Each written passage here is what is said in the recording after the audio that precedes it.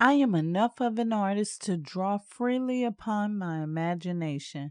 Imagination is more important than knowledge. Knowledge is limited. Imagination encircles the world. Albert Einstein said that. Is imagination child's play? We're going to get into it today.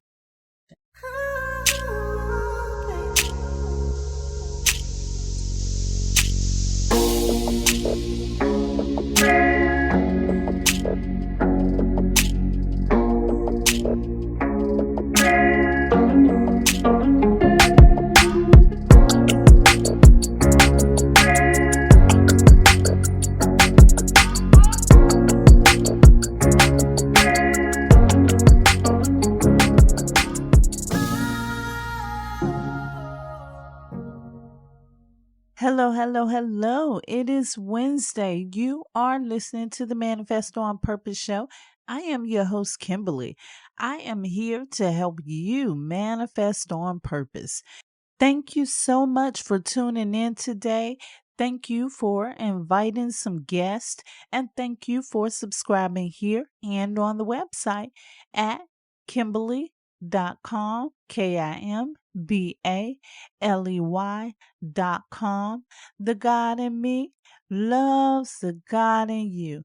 We have an interesting discussion today about imagination. I'm going to jump into it because so many people have been saying to children, it's just your imagination. You need to let it go. And today, I'm going to tell you how I feel about that. But before we get into it, let's hear our numerology forecast for today, courtesy of Astro-Numerologist LLoyd Strayhorn and the Star 8 Numerology app. And guess what? I have 2 green stars today. Make sure you check yours. It is Wednesday, January the 10th.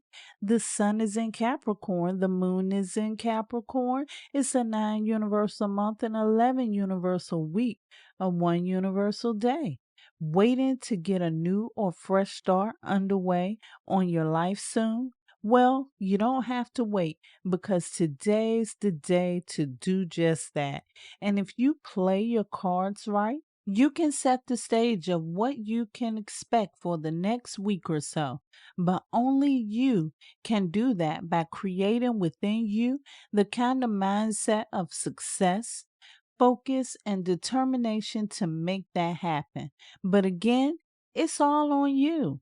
Leo, Aquarius, Aries, and those born on the 1st, 4th, 10th, 14th, 19th, 22nd, 28th, and 31st of any month should really take the above to heart. Once again, that is the numerology forecast, courtesy of Astro-Numerologist LLoyd Strayhorn and the Star 8 app. You can find out what type of day you're having and you can get your daily forecast.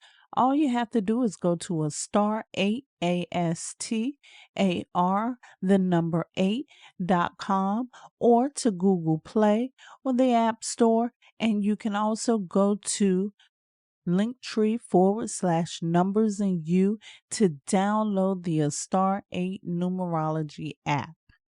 We are in 2024. It is the year of the 8. If you want to know what you can expect throughout the year and how you can prepare for your year, then make sure that you get your numerology report at Kimbaley, KIMBALEY.com. This is the forecast for the entire year of 2024. If you fail to plan, you are planning to fail. Benjamin Franklin. If you want to prepare for success, I highly recommend that you get this numerology forecast for the year. You can also get a personal report, you can get a compatibility report, and you can even get a report for your business. If you're looking for extra content from the Manifesto on Purpose show, all you have to do is join the Manifesto on Purpose community. You can find that link in the description below. In the Manifest on Purpose community, you will find ad free, exclusive conversations. Some of the conversations are even deeper conversations than what we have here on the show. Just like this one about imagination, I'm going to get deeper into that, but it will be in the Manifest on Purpose community. Make sure you show your support. Now, let's get back to the show.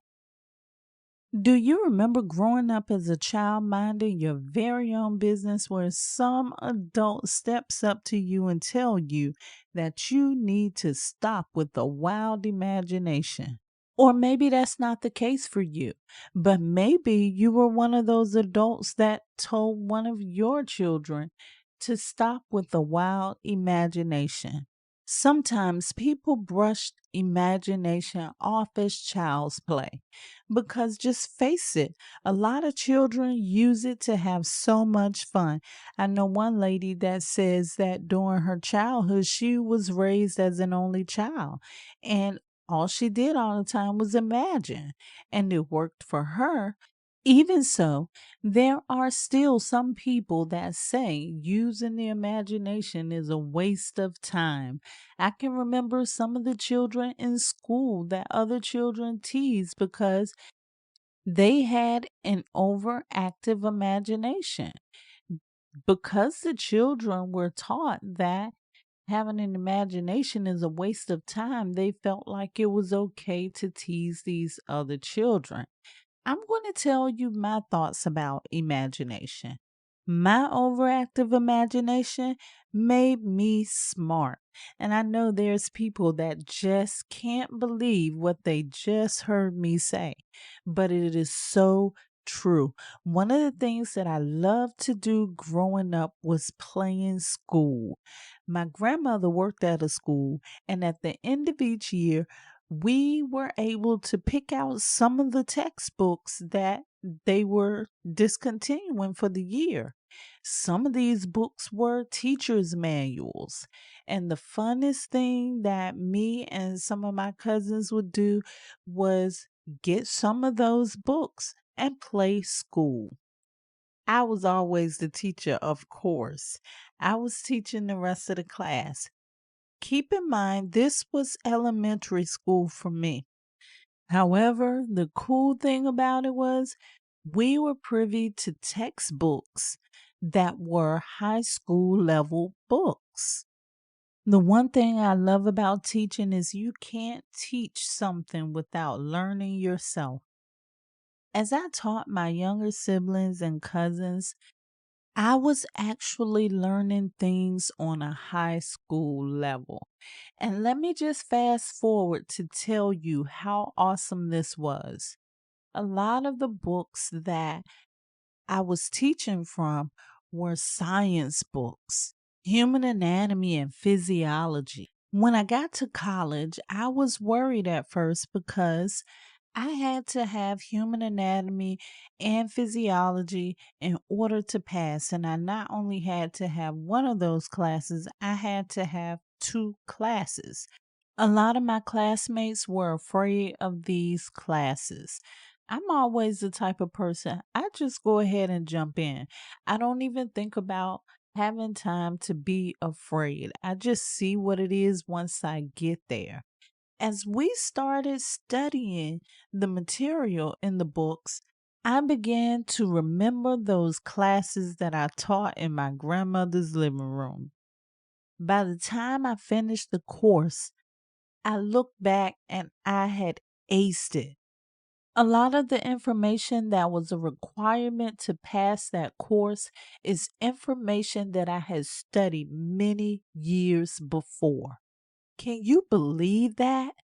Once the teacher began to prime my mind through teaching, the information just began to flow. So you can call using the imagination as child's play if you want, but that child's play helped me ace the class that I really needed. In the opening of this discussion, I use a quote by Albert Einstein, and I specifically chose a quote from Albert Einstein because I always believe in someone who practices what they preach. Albert Einstein wrote that quote from his experience.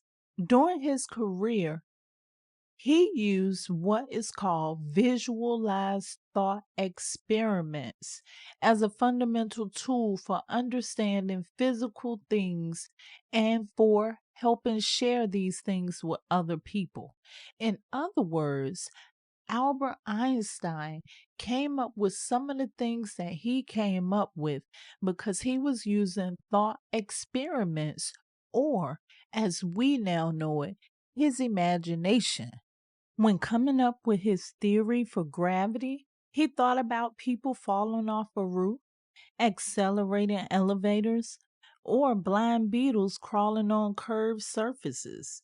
Those were just a few of the things that he thought about to come up with his theory of gravity.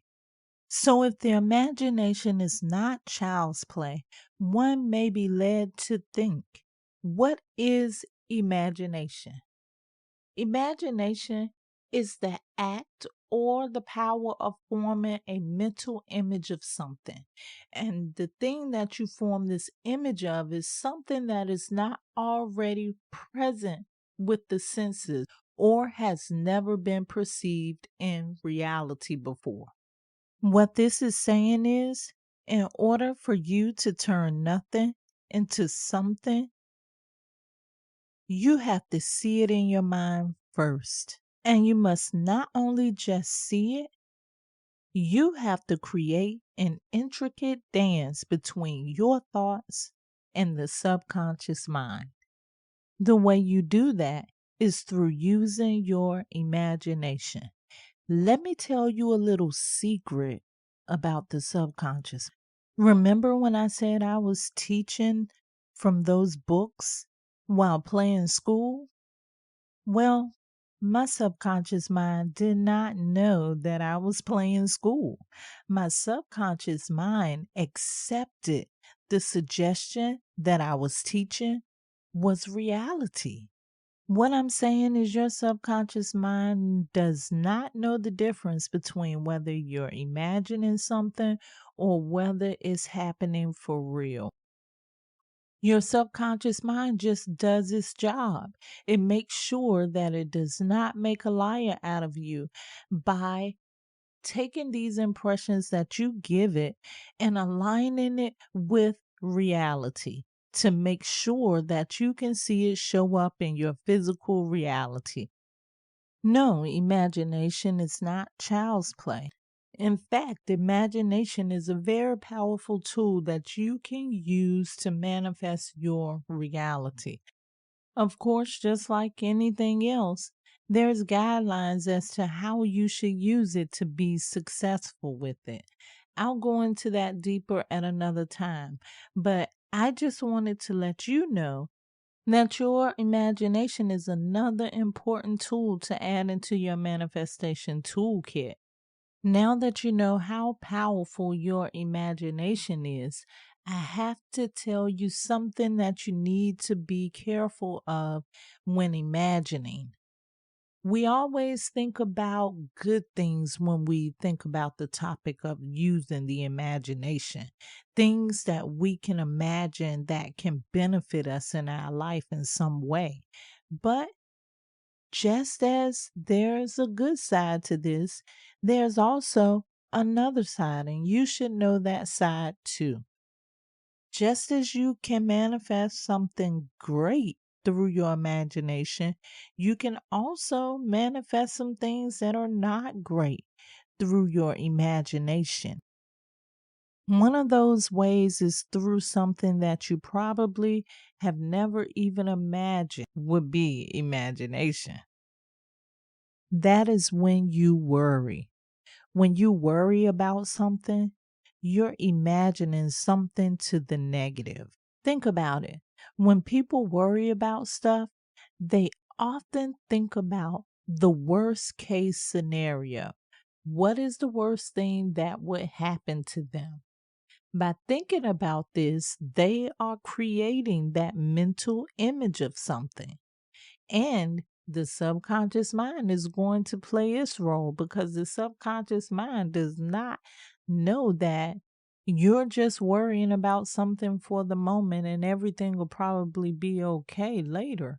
The subconscious mind sees it as something that it needs to align with your reality, just as the good things need to be aligned.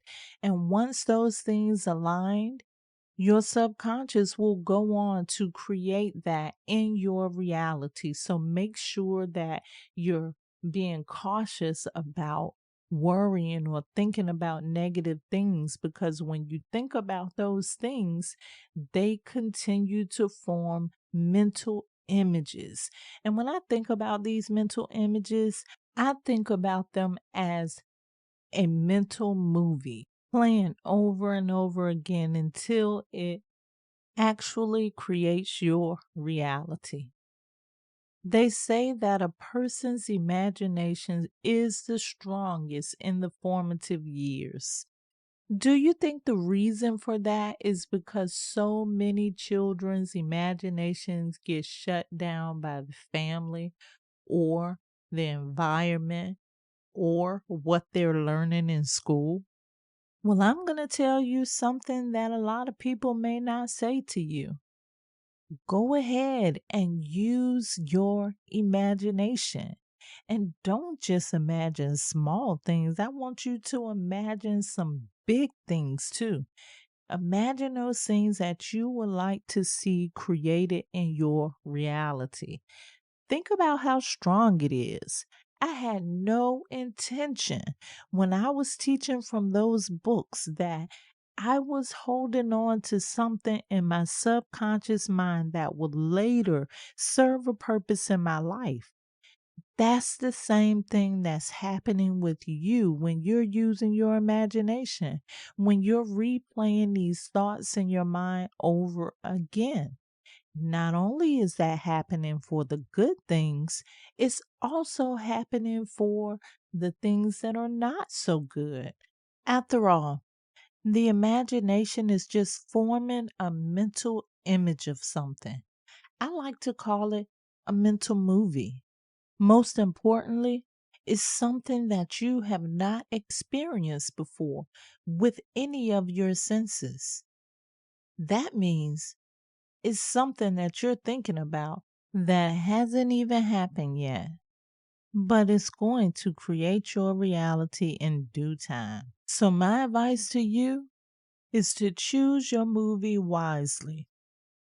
It could be acing a test, or it could be creating a new theory. Who knows? For once in your life, allow yourself to be a little bit childish. Allow yourself to use your imagination. I am enough of an artist to draw freely upon my imagination. Imagination is more important than knowledge. Knowledge is limited. Imagination encircle the world. Albert Einstein said that. I love you to life. This is how you manifest on purpose.